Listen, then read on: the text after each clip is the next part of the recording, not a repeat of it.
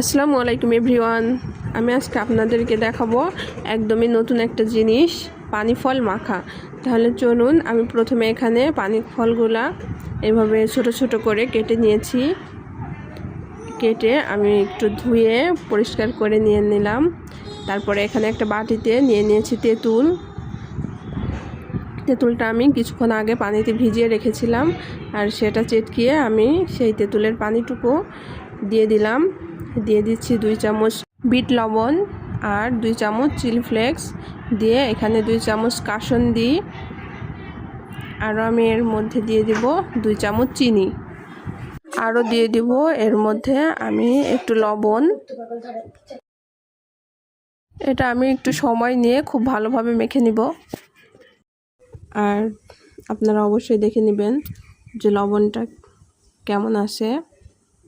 আমার এখানে লবণটা একটু কম লাগছে, তাই আমি এখানে একটু বিট লবণ আর একটু লবণ দিয়ে নিয়েছি। এটা খেতে আসলে অনেক মজা। আপনারা অবশ্যই বাড়িতে একবার ট্রাই করে দেখবেন। যারা পানি ফল খেতে পছন্দ করেন না তাদের কাছেও অবশ্যই ভালো লাগবে। ভিডিওটা ভালো লাগলে লাইক, কমেন্ট, শেয়ার করে দিবেন। আল্লাহ হাফেজ।